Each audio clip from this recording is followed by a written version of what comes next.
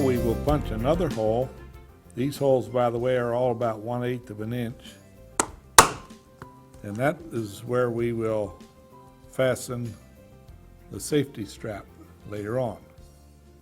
Now that we have all of our leather parts cut, we can start the assembly process. We'll start first by taking the long piece, and we will determine where to fold for the belt loop. We need it to be right above the slots for the safety strap. So we'll fold that over, and we'll make a little mark back here with our pencil so we kind of know where it's going to go later. And now we will start by punching some holes for stitching. I'll first punch several holes across, as you see here.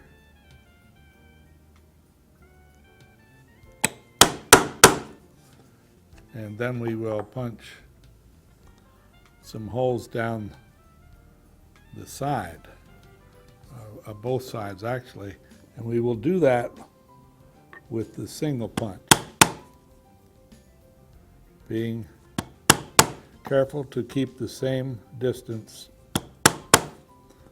which is about 1/332 apart from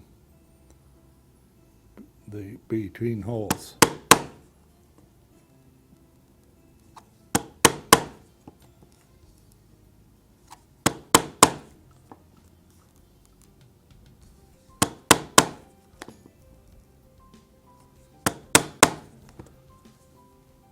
And now we can fold this over to our mark, and if you want, you can cement this in place.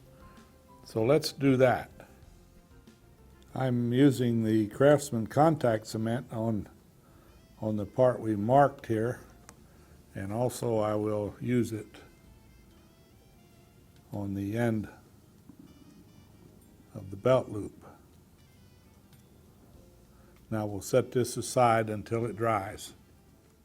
Before we actually attach the leather to the back for the belt loop, it's a good idea to bevel our edges, and we will also slick them edges. We'll bevel both top and bottom.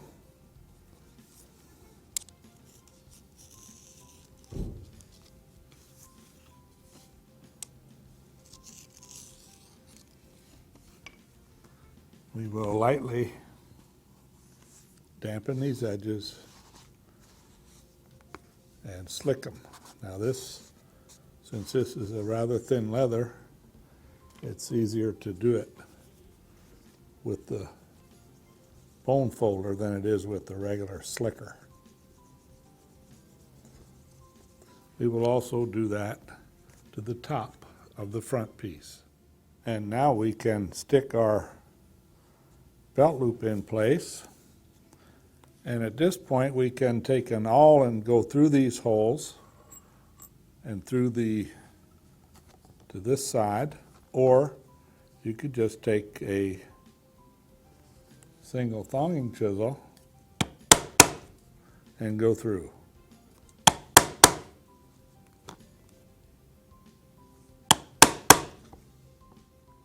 Now that we have stitched our belt keeper in place, it's time to start the assembly of the front. The first thing we'll do is prepare our filler strips. Now, you notice it comes down here, but not all the way to the bottom. Now, in order to make an easy transition down there, we'll take a skiving knife and we'll skive this end down to a feather edge.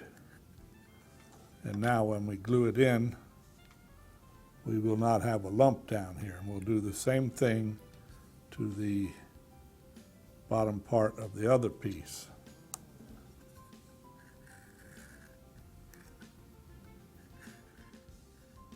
And now we will apply contact cement to the area along this edge where the filler will go, and then we will also put cement on one side of the filler.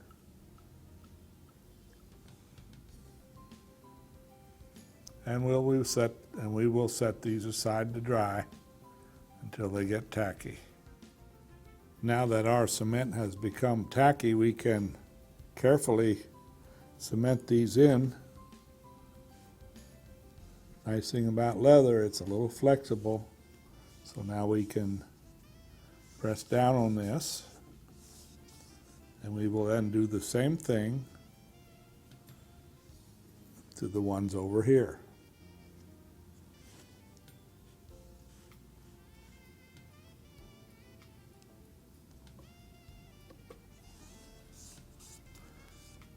Now, we will prepare to put the front on.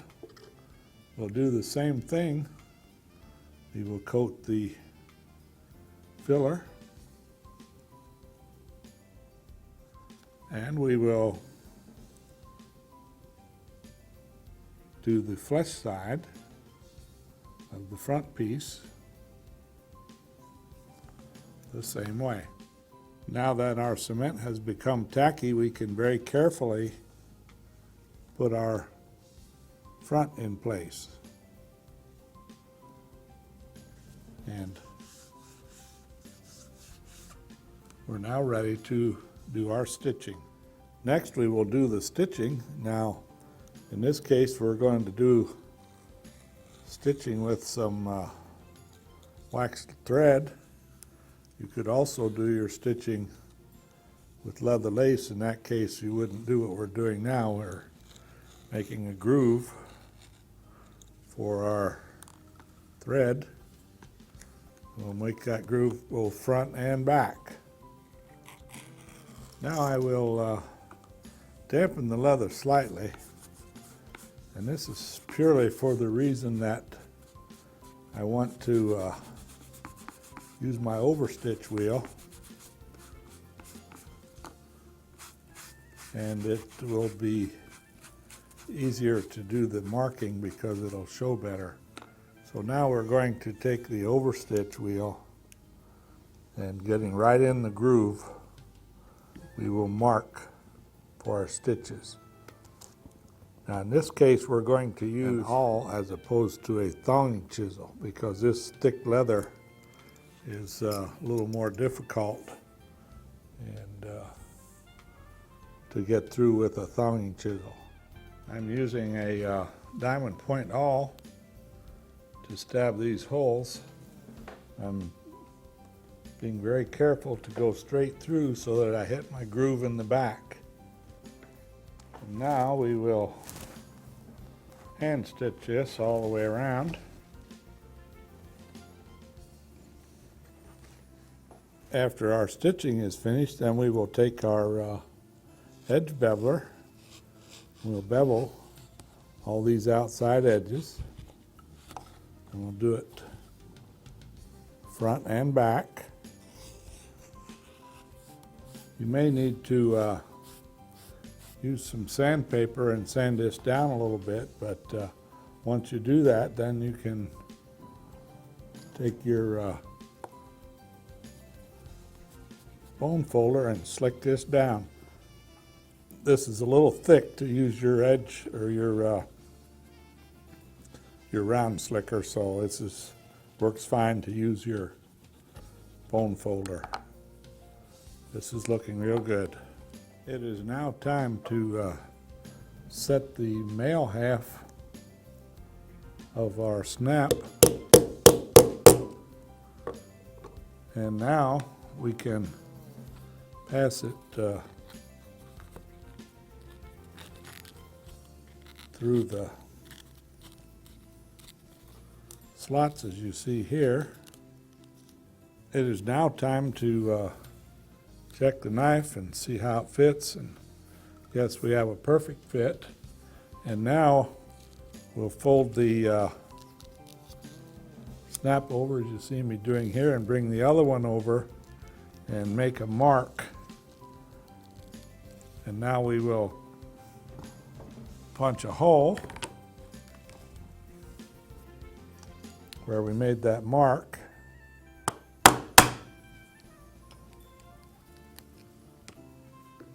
Now we will remove the knife, and now we will set the female part of the snap on the tab as you see me doing here.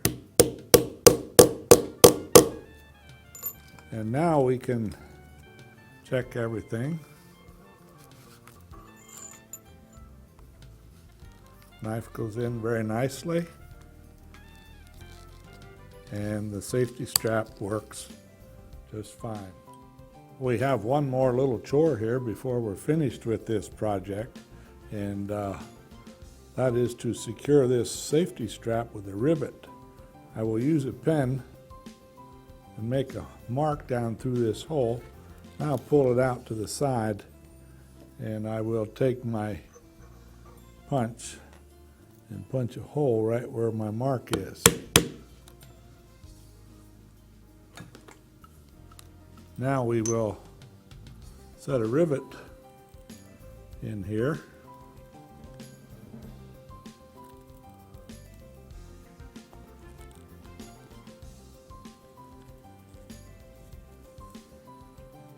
And now it's just a matter of sliding the anvil under there, putting the cap on, and with the setter and the mallet, we set this rivet.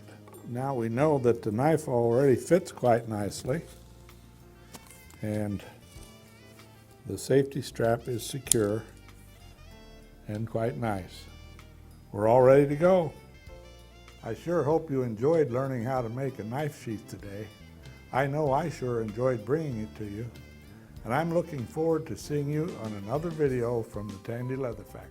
To help you advance your skills with knife sheath making, I would highly recommend these two books, The Art of Making Leather Cases by Al Stolman and The Hand Sewing Leather Book by Al Stolman.